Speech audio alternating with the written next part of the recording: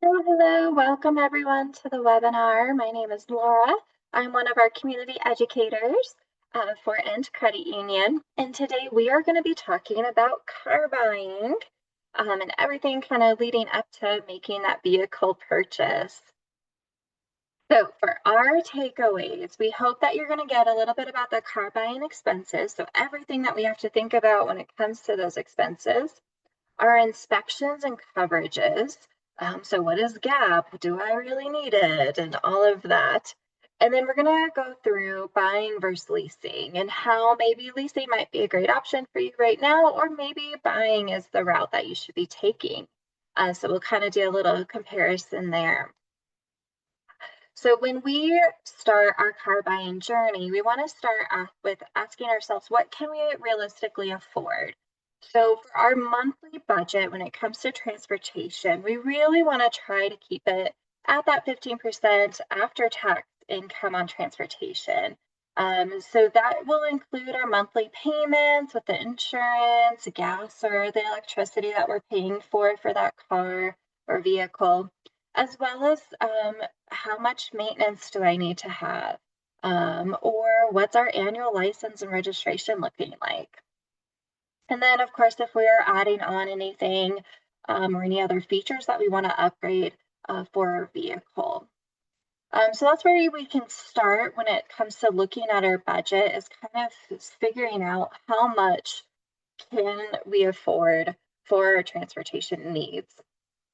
And when we're really looking at this, for our annual license and registration, we can look at our counties and type in like the make and model and year of the vehicle that we're looking at and seeing how much registration is going to cost us for the year. So that way we can make sure we're prepared for that amount, right? Same with our insurance. We can get a quote for how much, whatever vehicle we're looking at. Make sure to include the color of the car that you are looking for, because that could play into it for that insurance needs. So really, we can get a really good idea of like how much this vehicle is going to cost us and if we have it in our budget. So again, we can get a quote, an estimate for insurance. We can go to our county websites to look up those registration amounts and do our due diligence in researching how much our title and taxes and all of that will cost us for our vehicle. Now, when we're also looking at what vehicle to purchase, we want to consider our needs versus our wants when it comes to vehicles. So we're looking at the full year, okay? If we love going up to the mountains and driving in the snow and all of that, maybe a small, tiny little car may not cut it for us for all of the things that we want to do throughout the year. But if we're only going up maybe once for the whole winter, that could be something that we maybe, get a ride with a friend or rent a vehicle instead for that weekend, rather than picking a car for those one-time things that we have throughout the year. We're really looking at a vehicle that will help us throughout the whole year and fit in our lifestyle. So we do want a vehicle that is reliable, right? We want to be able to turn on the car and get to point A to B safely. We also want it to be affordable, so within that budget for us. And then also a reasonable term, okay? We don't want a 10-year term. We want to make sure that, again, if we're buying that vehicle through a loan, that it's that reasonable term length for us. Now, when it comes to our wants, when it comes to vehicle purchases, we can certainly have that in there, but don't let that consume you or sway you from looking at other vehicles that actually do fit into your budget just because you are focused on the brand name or the style or trim that you really, really want. Or the luxury features. Oftentimes we can add luxury features after the fact. So once we save up enough, we can maybe improve the radio, put in, bigger sound system if that's our jam, or we can put on different tires, etc. after the fact. So just something to kind of keep in mind. I know I'm a Colorado girly, so I definitely fell into the I must have a Subaru mentality when I was looking for vehicles, and it really did limit the scope of vehicles that I was looking at. So Definitely eliminate that brand need within your vehicle research and looking at other options that could fit within your budget and also that lifestyle fit for you, okay? Now, when it comes to vehicles too, new versus used, right? Which one should we be looking at? Well, there's pros and cons to both, all right? So when it comes to new, oftentimes we're going to get some manufacturer warranty, which is pretty awesome. So if there is something wrong with the vehicle or an update needs to happen, it's going to be taken care of for us. We just have to take it in, get that repair, whatever update that's needed for the vehicle, and it'll be covered in that warranty. Oftentimes, too, with new vehicles, we're going to have the greatest safety standards in place. We're going to have, the little lights for the mirrors. We're going to have backup cameras. All of those things are going to pretty much come standard in the brand new vehicles. The other nice thing is some rebates or special offers. Oftentimes, a lot of manufacturers will do huge, big savings for you when they release their new vehicles. So you could save a lot potentially when it comes to picking a newer car based on some of those advertisements. Now, the other nice thing about a new car is we know the history, right? It shouldn't have had really any history. Now, when it comes to use, the depreciation most of the time will be realized, so the price will be at a lower point for us. It may still have a warranty. Oftentimes, we're seeing a lot of vehicles that are used only be 2 years old, if that. So really, used cars aren't very old anymore. You can find pretty new cars still that are used, maybe one-time owner for a little bit, maybe someone leased it and turned it in, right? The other thing with that is it's still going to be reliable, right? Because it is a newer car, but it's used. The other thing too is it's going to be wider selection. We're going to have more different types of cars available to us with that used car lot, okay? So something to be mindful of, really those pros and cons between both. If you really want to make sure you have all of the warranties you could possibly ever want, then maybe new might be the route for you. If you want, maybe a more specific car, you might be looking at that used area for that lower price. But again, both options are fantastic. It's just recognizing which one's going to be better for you or what deal is out there that's best for your budget. Now, when it comes to leasing versus buying, so leasing is like renting. Once the contract is over, we return that vehicle and we can either begin a new lease with a newer car or we can then turn it into a financing option for us. Now, because we're renting it, we're only renting like the 2 years of the car. So our monthly payments are going to be lower because we're only paying for the 2 years worth of that vehicle. The other nice thing is with leasing, it's going to be a new model every term. So every time we go to get a new vehicle, a new lease, we're going to get that brand new spanking car. We're going to get all the bells and whistles, etc. So it's pretty nice. Now, when it comes to leasing though, our mileage is going to be limited. They're going to tell you how much mileage you have for your term. Now, you can add more miles in, usually at a cheaper rate prior to returning it. If you return it when you went over miles, it's going to cost you a lot more to cover those costs than if you put the miles on in the front end. So if you know you're going to drive it more miles than what they're offering you in the original lease, just add or ask them to add in miles for you. Now, when it comes to financing, this is where we're buying it with a loan, okay? So this is where we're dealing with a credit union or a bank.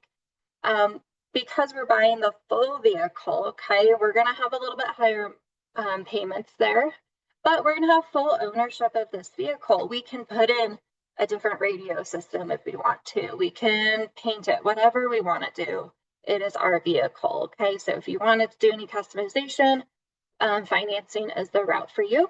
You can also sell it, you can keep it, whatever you want, okay? So when it comes to financing, you do kind of have a little bit more control with what you want to do with that vehicle. Both are great options. So if we're really stick into a budget, leasing might be the route for us. If we want a brand new car, we want a very specific model and year, then leasing might be a great option for us. But if we want to do customization, we want to do our own maintenance, then buying is certainly more favorable for you. Where to buy a vehicle has drastically changed over the years. We can buy online. It's not just at a dealership anymore. So really a big selection of places that we can buy a vehicle. Now with a dealership, just know you're going to have to maybe negotiate or have some sort of way that you can help get that price down. Really know the difference between that MSRP price versus the invoice price and any fees that they're adding on to it. With the dealership, at least you'll get the Carfax too. They should come with that if it's a used vehicle. Now, when it comes to online, Carvana, CarMax are great options for that or examples. And really, we're taking the emotional connection out of it. It's easier to walk away from a deal if it's not up to what we want it to be because we haven't physically touched the car yet. So it's easier to be like, nope, this isn't for me anymore. And you can continue your vehicle search. So it can definitely help us in that regard. Now, when it comes to online, oftentimes they'll let you still test drive it. Still really, really recommend that.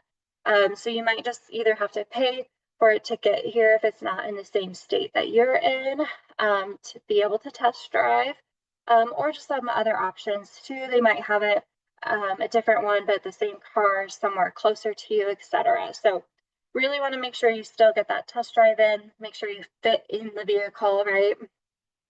But again, it's a little nicer that you know the price. It's set in stone. You don't have to do the negotiating, all of that. Now, when it comes to owner sales, this is like if we're going to buy from a neighbor, okay? We really want to make sure, is the title free and clear, or is it still financed, okay? Knowing that can just help us understand if we're going to get the title in hand or if we need to deal with their bank or credit union that they're financed under, okay? Now, salvage titles. This can come with a gray area when it comes to insurance. So we want to make sure your insurance is going to cover a vehicle with a salvage title. Salvage title doesn't mean the car isn't functional. It just means that insurance was not going to pay for the damages done to the car, okay? Doesn't mean it wasn't fixed. Oftentimes, at least here in Colorado, salvage titles are to cars that had extensive hail damage, so they look like little golf balls, okay? Nothing wrong with the vehicle other than cosmetically, just looks bad, right? So just something to be mindful of when it comes to salvage title is why was it salvaged? What was the issue? And is your insurance going to cover it? The other big piece with that owner sale is a mechanical inspection, okay? You want to make sure you get that vehicle checked out by someone that you know and trust with the mechanical inspection, all right? So when we are looking at this vehicle that we're about to purchase, we want to make sure we are checking the car, okay? We want to inspect the exterior. We're checking for any gaps in the doors and fenders to see if there's maybe accidents, repairs, etc. done to it.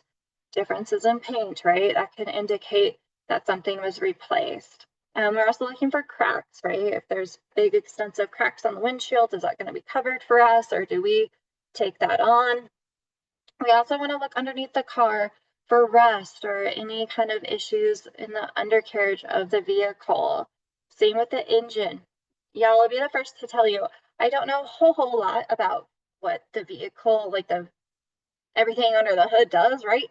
But I will YouTube that vehicle and see what it's supposed to look like. So that way, when I do lift up the hood, I can kind of get a quick look, be like, okay, yes, this checks out.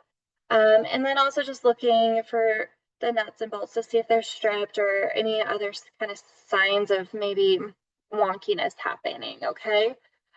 So look up the vehicle you're about to purchase on YouTube. There's so many people that take videos of the cars and tell you what's supposed to be what, okay?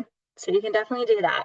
or take someone that you know and trust that likes cars and will help you inspect the vehicle, okay?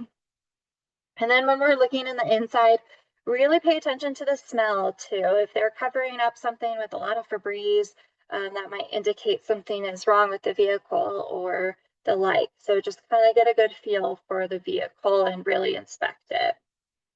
Now, please test drive cars, right? We want to sit in the vehicle, see if we like what we see, how we feel in the vehicle.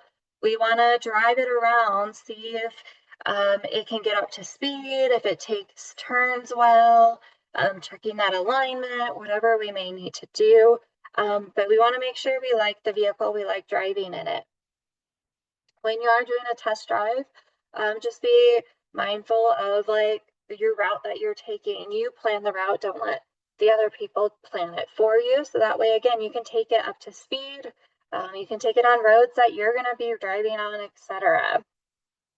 Now, if you're checking the alignment, if you live in a state that does get a lot of snow, the roads will be slanted on purpose for weather participation to fall off. So really in the middle of the road is kind of where it's flattest, okay? So just be kind of mindful of that. It's like if it is pulling to the side of the road, it may just be because the road is slanted. It doesn't mean that the alignment's off, okay?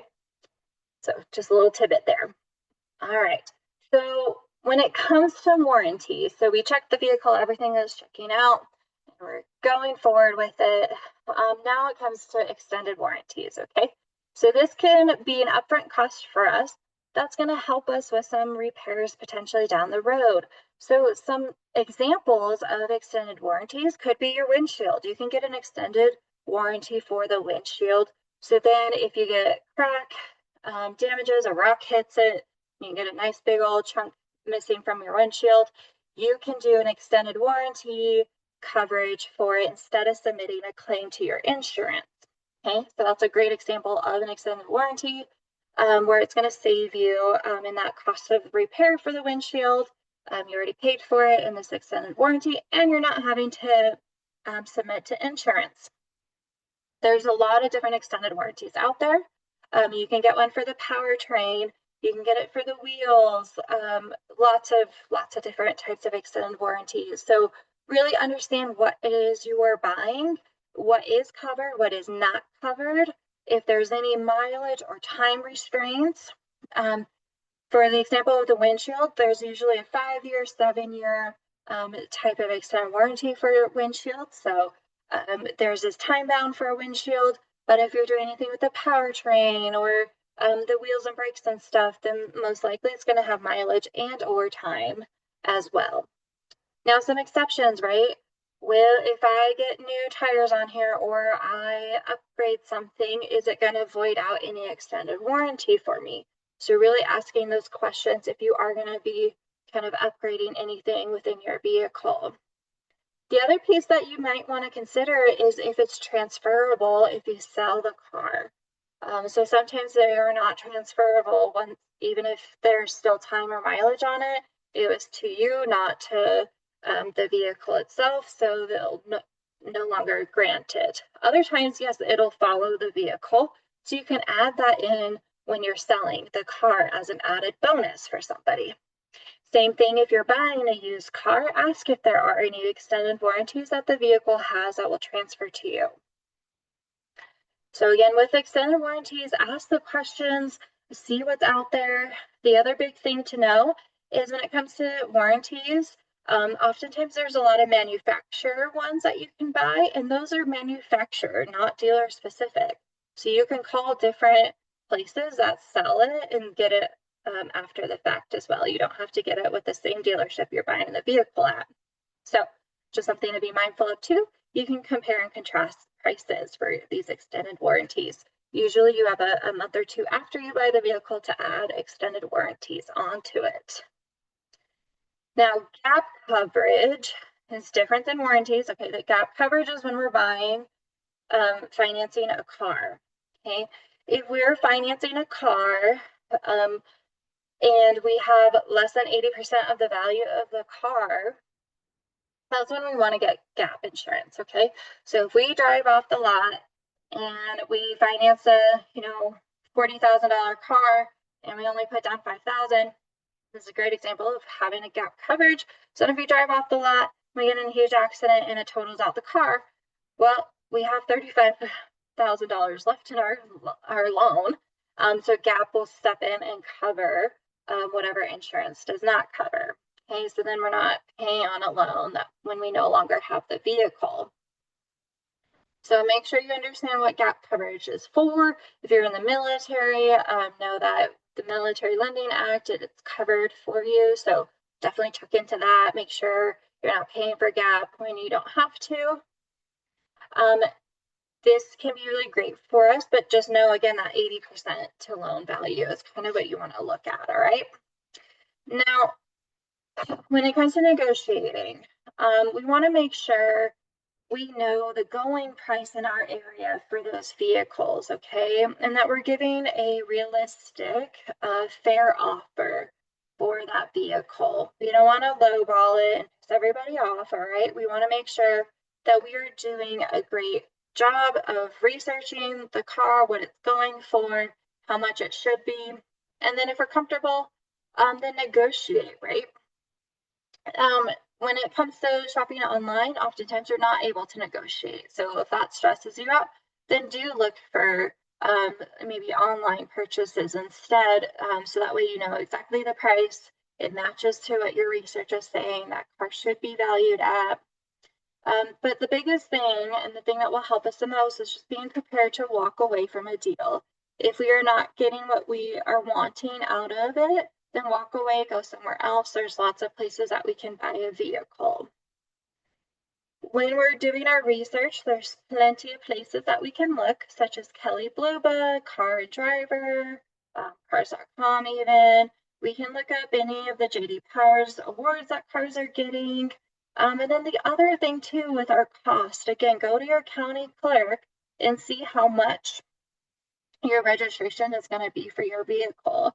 If you're buying a brand new vehicle, then your registration for that year might be very high and it might go down, right, over time. So just being aware of that upfront cost for ourselves can just kind of put some stress out of the car buying research because we already know the full picture of how much we're going to be spending on our vehicles. Now, if this is hard or you're trying to figure out your budget or a savings plan for yourself to then put down a down deposit for a vehicle, just know we do have financial coaches. You don't have to be an ENT member to take advantage of our financial coaches, but they can help create that budgeting plan for you or look at a way that you can start building up your savings or any other topic or question that you may have. So I will hang out for just a little bit here. If you guys have questions that come in, we'll get those answered. But otherwise, thanks so much for tuning in for this webinar.